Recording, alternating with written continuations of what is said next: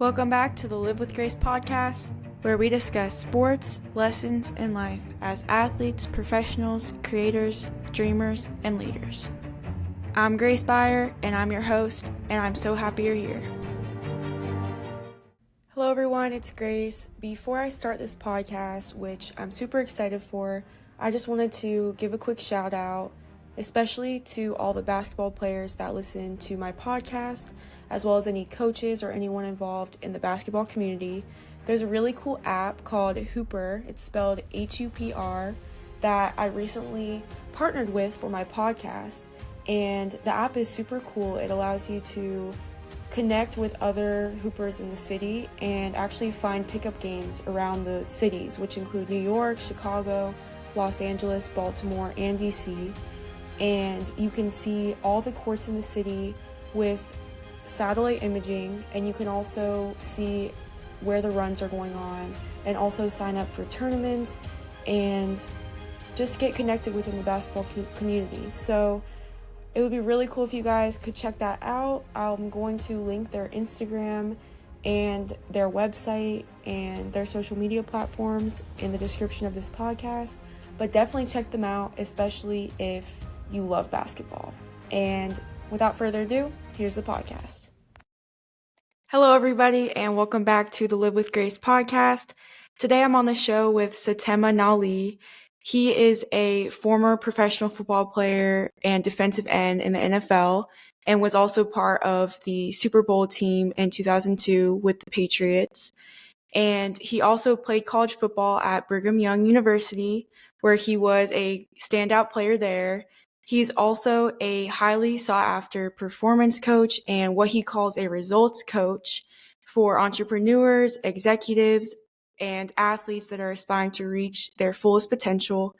And he's also an author of 2 books, has his own podcast, and is a dynamic speaker and father of 3 kids. So I just wanted to welcome you to the show. Thank you so much for coming on today.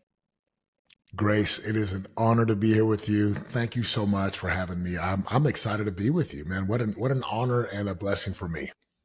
I'm so excited too.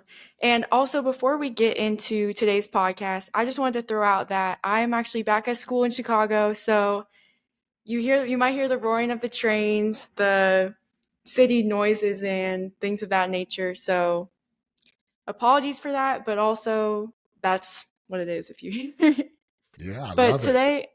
today on the podcast, we are going to be talking about rising above challenges as athletes that are at the college and professional levels. Obviously, you know, Mr. Nolly, you've played at such high levels, both in college and at the professional level, making it all the way to the Super Bowl. So to kind of start, I was listening to one of your podcasts, your 648th podcast, and you were talking about the question, who said that you're supposed to struggle, and kind of using the struggle that you face as an athlete playing at a very high level, using that as fuel. So kind of how did you get to that? What did you go through that, you know, made you come to that mindset that you now embody in everything that you do? You know, great question, because sports is tough. I mean, it is. Yeah. It's football. You're getting hit. You got snot coming out of your nose. You're sweating. You got guys trying to take your head off.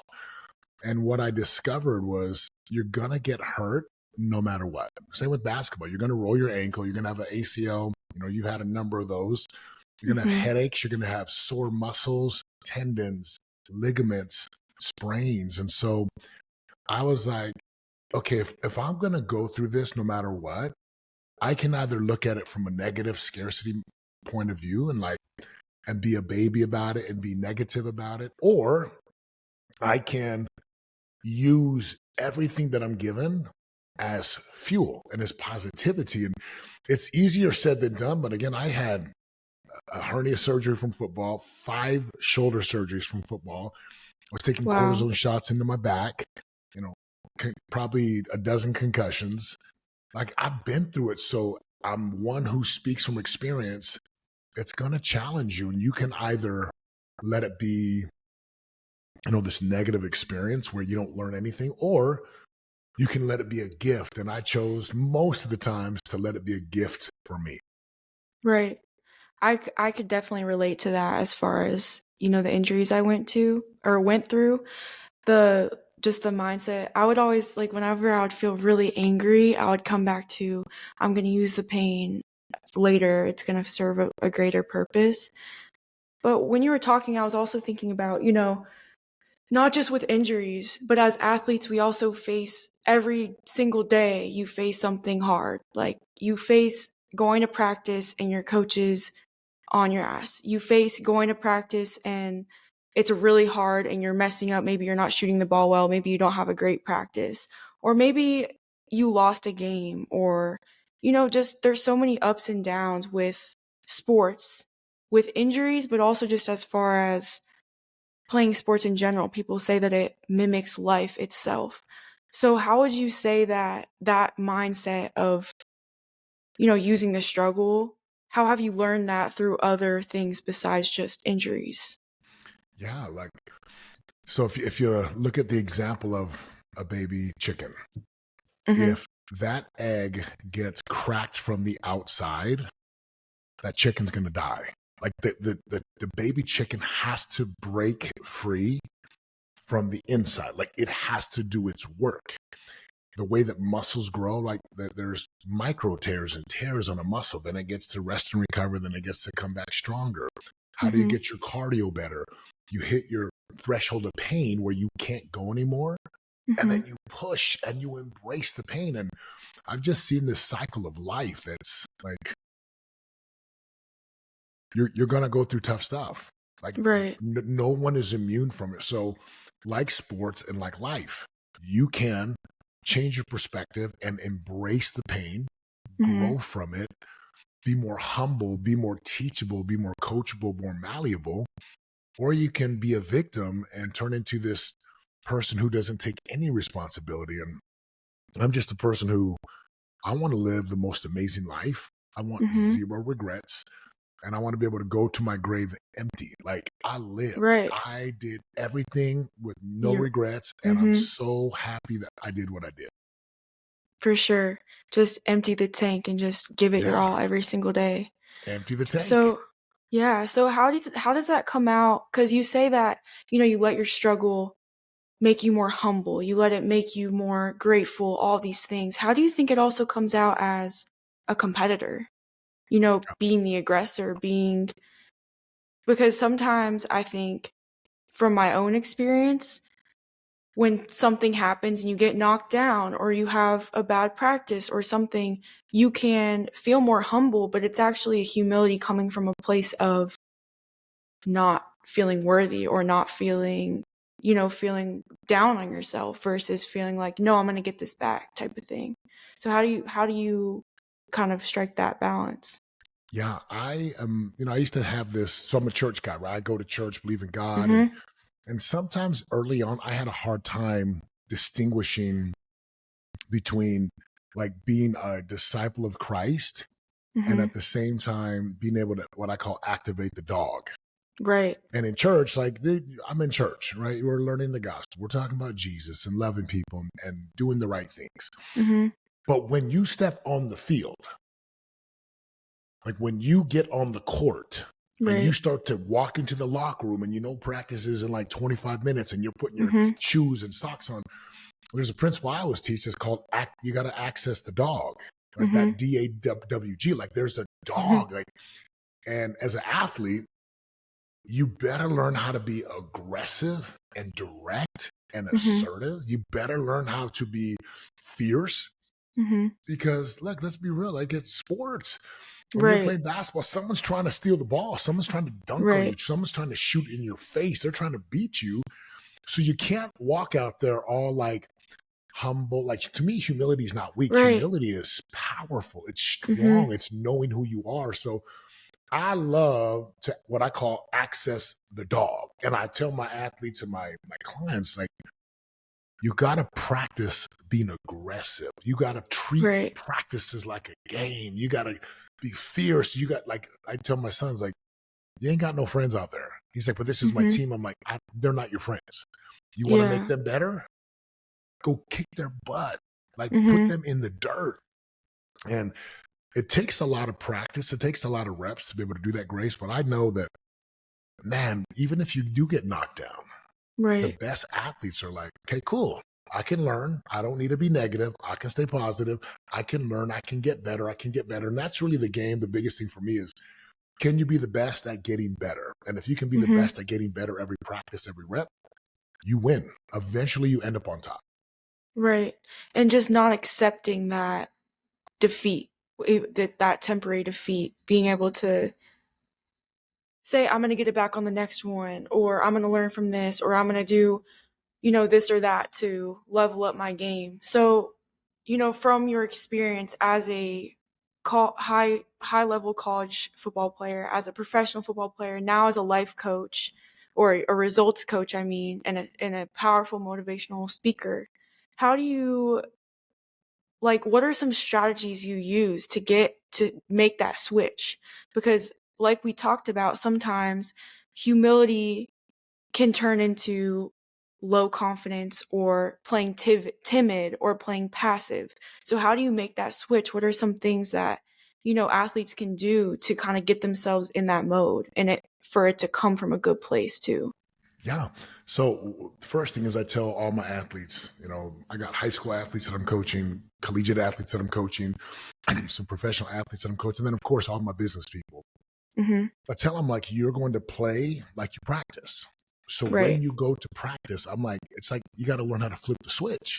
Like you Mm-hmm. can be happy and loving and kind and Christ-like and giving and this warm, bubbly personality. Mm-hmm. But the moment I walk into the locker room, walk into the gym, I have to flip a switch and you have to practice accessing this dog, which is very aggressive, very Mm-hmm. direct, very dominant, very clear. So that's the first thing, like practice it. Practice being aggressive like it's a game. Second And thing I do would tell that, start people, with practice doing that, yeah, or like just so okay. in practice, so it's like this. If you don't access this thing frequently, Mm-hmm. then when you get in the game, it's hard to access because you're not used to it. I mean, It's it's like you take foreign. Yeah. foreign, yeah, you take the person who's shot in hundreds of thousands of three-pointers, Steph Curry or Caitlin Clark, or any one of these amazing shooters. They've done this hundreds of thousands of times. So in the game, it's just another shot. You have Right. to do the same thing with your mind, with your Mm-hmm. trash talk, with your hustle, with the way you move. And in my experience, the best players on our teams were always the guys who practiced the hardest. And if you make Right. practice hard, like you're going balls out, balls to the wall, everything you got, Mm-hmm. games are easy. Like you get into a Mm-hmm. game, you're like, this was easy. And you've also Right. seen it a ton of times. Like you've repped it mentally, you've repped it verbally, you've visualized it hundreds, if not millions of times. So when the real deal comes, it's just like riding a bike. You're like, I've been here before. I've been here Mm-hmm. before. Yeah. For sure. And then kind of to switch gears a little bit, you did talk about your 5 shoulder surgeries and you did talk about all these challenges that you went through. I know I didn't bring it up, but after the Super Bowl, like financial challenges and life challenges and things of that nature. So all these highs and lows of life, and I know that you teach this all the time with your job as a results coach. How did you learn to not compare yourself and not compare your journey? How did you learn to trust trust God that's working within you, and also just trust your own work and trust your own journey?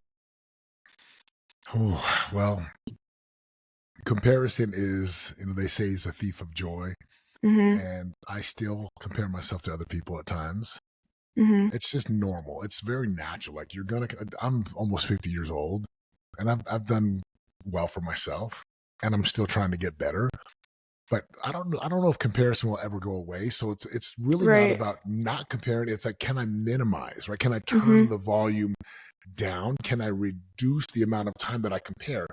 The other thing that I just have to shift to is, like, the only person I'm really going to compare myself to is yesterday, who I was yesterday, who I Yeah. was last year. So that's the first thing. Is comparison's a funny thing. It comes and goes. Your job is to minimize the effect by not comparing yourself to your weaknesses to other people's strengths. Mm-hmm. As far as dealing with these challenges, Grace, I'm gonna be real. It's hard. Like, it's tough. Mm-hmm.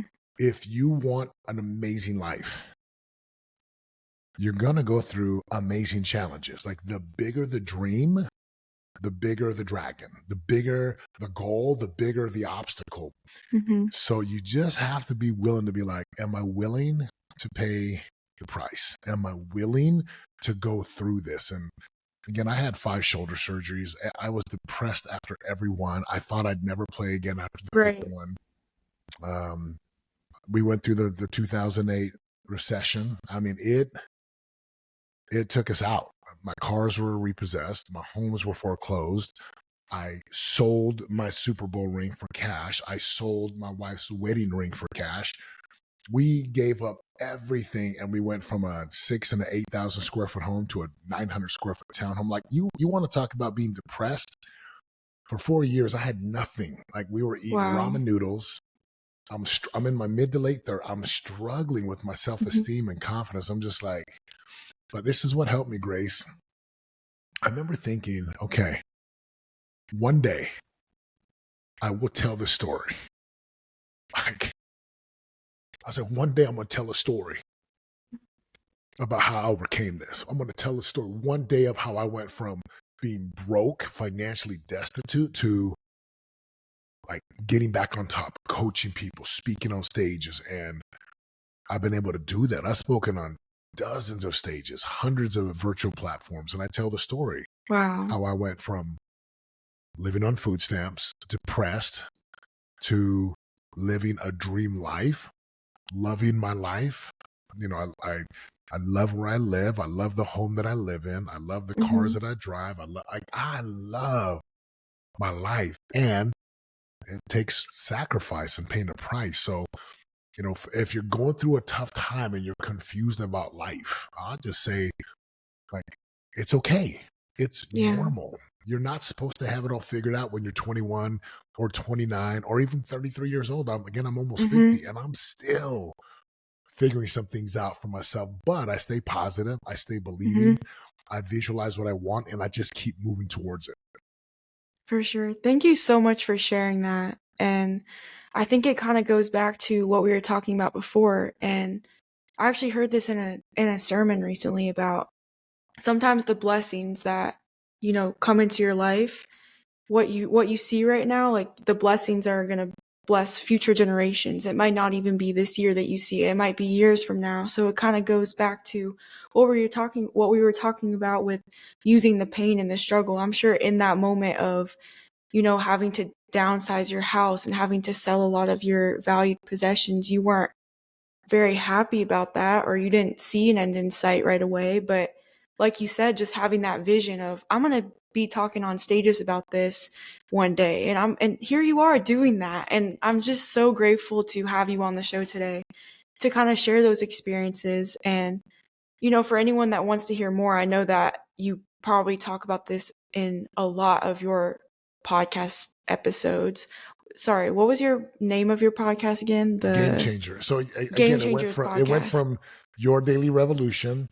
Oh yeah, that's what I remember. Yeah. It was Your Daily Revolution. And then we changed it to Game Changer, and we changed the bumper music like 4 times. I just kept leveling it up and changing it and changing it. So it went from Your Daily Revolution to Game Changer. And again, just I do talk about it. Grace, I just thank you. Thank you for having me. And thank you for allowing me to share what I've been through.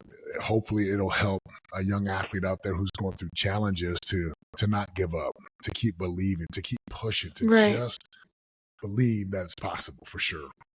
For sure. And then I have one more thing that I wanted to ask you about and just let you expand about a little bit. It's actually something that you posted on Instagram today.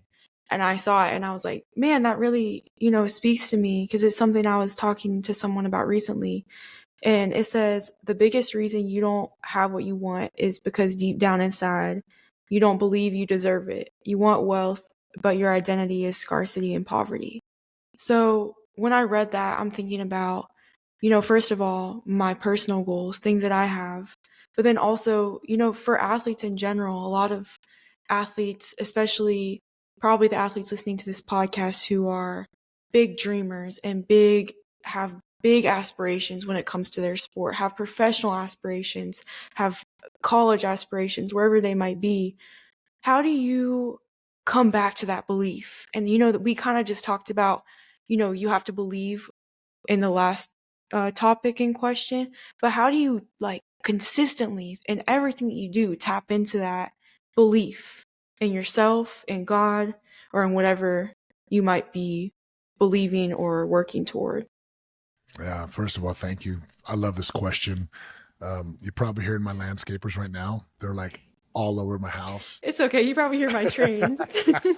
So I'm going to speak close to the mic and turn the volume down over here. But sounds good. So it's like this. How do you tap into belief? Well, number one, belief is a choice. So you have to choose to believe. But also to believe means you're going to believe in something that you, oh my gosh, hold on. He's like right here. It's okay. I hear him. Hi, guy. But it's like this. It's like to believe something, Grace, like to really, oh my gosh, it is so loud. It's okay. Don't worry, guys. He's almost done here. But we're keeping it real now on this podcast. We talked about this before. So we got landscapers outside. We got a train going by. We got trains going by. I love it. So it's like this. It's to believe is a choice. To not believe is a choice. And when you choose to believe something, what you're saying is, I believe in something that I can't see with my physical eyes, but I can see it with my mind and I can see it with my heart. Mm-hmm. A lot of people say, seeing is believing. And I'm like, no, believing is seeing, like you see it first. So that's the first thing is, okay, this guy just wants. It's okay. Hey, at least your yard's gonna be nice and fresh. It's crazy. Like we live in this community. We're on the TPC Summerlin golf course. It's a big golf course. We're on the 14th hole. And so man, these guys, it is immaculate over here. So I'm grateful. Yeah, they keep it nice and green. Oh my gosh, this is so funny. I can't stop smiling. It's like we got the landscapers here for 10 hours. But, Grace, that's the first thing is, what will you choose? Now, the moment I choose to believe, what I'm saying is I believe that there's a thing in the future that if I do the work, I can get this thing. Right. And most everything we do by belief or by faith. It's literally, why do I go to the gym and lift weights? Because I have a belief that says if I go to the gym and lift weights and eat my calories and drink my water and do my cardio, my body's going to look a certain way. I'm going to feel a certain way. I'm going to have energy and vitality. Same thing with money. I have a belief that if I develop skills and practice and become more competent and committed, I can create more value and dollars follow value. So, how does someone tap into this belief? First and foremost, you got to choose it. You have to choose to believe in something that you cannot see yet, that's why they call it a leap of faith. Second thing is belief grows and faith grows through repetition and evidence, proof. So if you're an athlete and you're like, I want to say that I'm the best, I don't believe it. I say, well, what does the best basketball player do? They put in hours upon hours upon hours. They put in tens of thousands of hours. They put in reps. In other words, they're going to go build evidence and proof so that it's no longer faith or belief. It's like, I know. It's no longer believing. It's I know. So it starts out as faith and belief, and then it turns to fact and proof and certainty. I know without a doubt. And a lot of athletes, they quit too early. Even you're doing a podcast. It's like I think they said that if you do 10 podcasts, you're in the top 5%. If you do 25 podcasts, because most people quit early. Yeah, that's facts. Yeah. And if you can believe enough to keep doing what's required, ultimately you stack enough evidence and proof that you're like, dude, I am good. Like, I'm really good.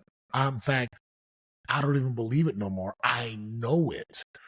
And that's the highest level, when you can get to a place where you just know. I know. Like, I know as much as I have my right hand, I know as much as I see the sun every day. That is the most powerful way to live. But it starts out as believing and choosing to believe and choosing to do the work every single day, even when you don't feel like it, even when you don't want to, even when you're like, no, is anyone listening to my podcast? Is anyone looking at my Instagram? Is anyone? Yeah. You keep doing the work and adjusting and pivoting just like a basketball game. Take time out, adjust, pivot, execute, adjust, pivot, execute. And after a while, that belief turns into real knowledge and knowing.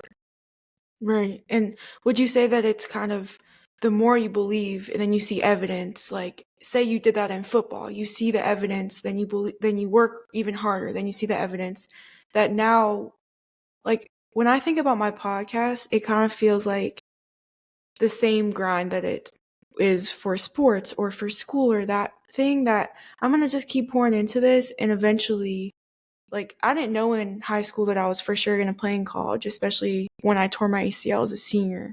But I knew that if I just kept going, then now that happened, it's almost easier to believe in other things. Like, would you say that ingraining that belief and doing it intentionally helps you to then believe in general in yourself, no matter what avenue you go down?